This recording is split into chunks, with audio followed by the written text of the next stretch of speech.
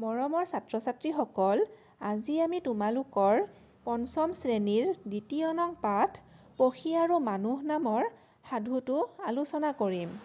তোমালোকে মন দি শুনিবা। এসময়ত এখন ৰাজ্যত সৰ্বধনু নামৰ ৰজা এজন আছিল। তেওঁ সদায় চৰাই চিকাৰ কৰি ফুৰিছিল, কাৰণ চৰাইৰ মঙহ তেওঁৰ বৰ প্ৰিয় আছিল। সেই ৰাজ্যতে মধুকুৰ নামৰ আন এজন মানুহ আছিল।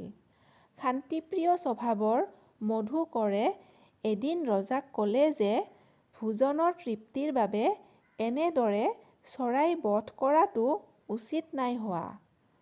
পখীকুল মানুহৰ বাবে বৰ উপকাৰী। ৰজাই কিন্তু মধুকুৰৰ কথাত কাণ সাৰেই নিদিলে। এইফালে চৰাইবোৰ লাহে লাহে ভয় খাই সেই ৰাজ্যত নহা হ'ল। খেতি-বাতি কৰি খোৱা কাৰণে মানুহবোৰো অন্য ৰাজ্যলৈ গুচি যাব ধৰিলে। মনৰ দুখত মধুকুৰ আন এখন ৰাজ্যত গুচি গ'ল আৰু সেই ৰাজ্যৰ ৰজাই মধুকুৰৰ ভাল স্বভাৱ দেখি নিজৰ একমাত্ৰ ছোৱালী মাধৱীক মধুকুৰৰ লগত বিয়া দি দিলে। মধুকুৰে মাধৱীৰ লগত শান্তিপূৰ্ণভাৱে সেই ৰাজ্যৰ ৰজা হৈ শাসন কৰিবলৈ ধৰিলে। ইফালে সৰ্বধনু ৰাজ্যত চৰাই নোহোৱা হোৱাত কীট-পতংগ বাঢ়িবলৈ ধৰিলে আৰু সেইবোৰে পথাৰৰ শস্য খাই শেষ কৰিলে। বৰষুণৰ অভাৱত সকলো শুকাই গ'ল। দেশত দুৰ্ভিক্ষই দেখা দিলে। উপায়বিহীন হৈ ৰজা সৰ্বধনুৱেও ভিক্ষা কৰিবলৈ বাধ্য হৈ পৰিল। এনেতে এদিন ভিক্ষা কৰিবলৈ গৈ সৰ্বধনু মধুকুৰৰ ৰাজ্যত উপস্থিত হ'ল। মধুকুৰে ৰজা সৰ্বধনুক দেখা মাত্ৰকে চিনি পালে আৰু নিজৰ প্ৰসাদত লৈ গ'ল। পিছত মধুকুৰে ৰজাক নিজৰ পৰিচয় দি ক'লে যে আগতে কোৱামতে যদি ৰজাই চৰাই বধ কৰা বন্ধ কৰিলে হয়, তেন্তে দেশত কেতিয়াও দুৰ্ভিক্ষ নহ'লহেঁতেন। আপুনি আগলৈ আৰু চৰাই বধ নকৰিব। এই বুলি কৈ মধুকুৰে সৰ্বধনু ৰজাক নিজৰ ৰাজ্যৰ পৰা চৰাই এজাক দিলে। ৰজা সৰ্বধনুৱে মধুকুৰৰ কথামতেই চৰাইজাকক নিজৰ ৰাজ্যত নি মেলি দিলেগৈ। আহা আমি এতিয়া পাঠভিত্তিক প্ৰশ্ন-উত্তৰসমূহ আলোচনা কৰোঁ। উত্তৰ দিয়া। সৰ্বধনু কেনেকুৱা প্ৰকৃতিৰ ৰজা আছিল? সৰ্বধনু চিকাৰপ্ৰিয় প্ৰকৃতিৰ ৰজা আছিল। সৰ্বধনু ৰজাৰ প্ৰিয় খাদ্য কি আছিল? সৰ্বধনু ৰজাৰ প্ৰিয় খাদ্য চৰাইৰ মঙহ আছিল। সাধুটোত মানুহৰ উপকাৰী প্ৰাণী বুলি কাক কোৱা হৈছে? সাধুটোত মানুহৰ উপকাৰী প্ৰাণী বুলি চৰাই-চিৰিকটিক কোৱা হৈছে। মধুকুৰে বিয়া কৰোৱা ছোৱালীজনীৰ নাম কি? মধুকুৰে বিয়া কৰোৱা ছোৱালীজনীৰ নাম মাধৱী। মধুকৰে ৰজাক ৰাইজৰ মংগলৰ বাবে কি কৰিবলৈ উপদেশ দিছিল?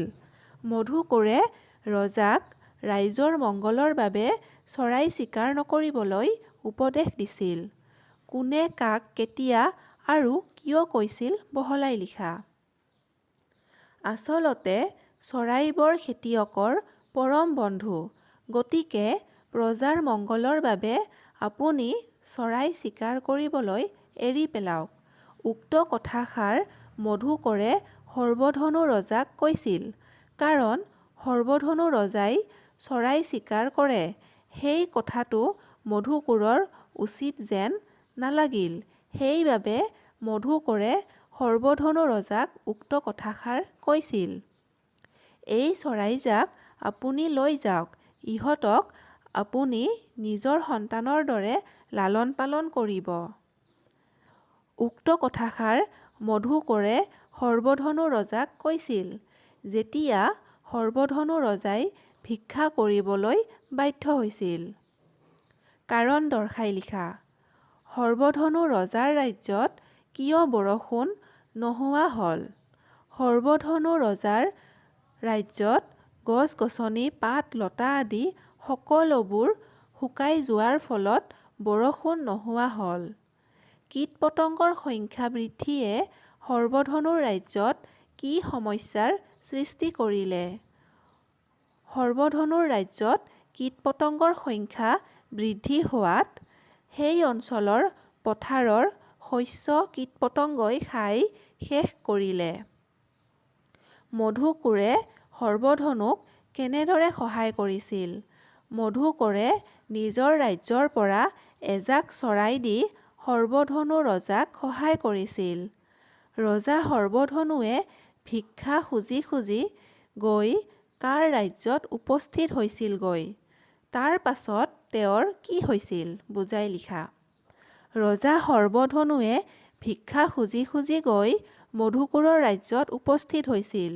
মধুকোঁৰে সৰ্বধনু ৰজাক চিনি পাই আদৰ সাদৰ কৰি ৰাজকাৰেঙত অতিথি ৰূপে আদৰি নিলে আৰু তাৰ পাছত মধুকোঁৰে সৰ্বধনু ৰজাৰ আগত নিজৰ পৰিচয় ব্যক্ত কৰি ক'লে, মহাৰাজ, মই মধুকোঁৰ।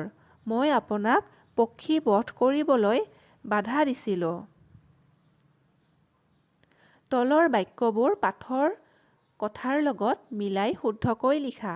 সৰ্বধনু নামৰ ৰজাজনে চৰাইৰ মঙহ খাবলৈ বেয়া পাইছিল।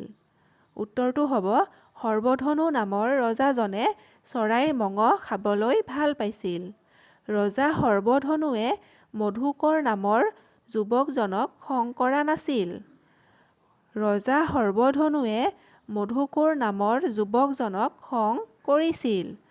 কীট-পতংগবোৰে খেতি-বাতি ৰক্ষা কৰে। কীট-পতংগবোৰে খেতি-বাতি নষ্ট কৰে।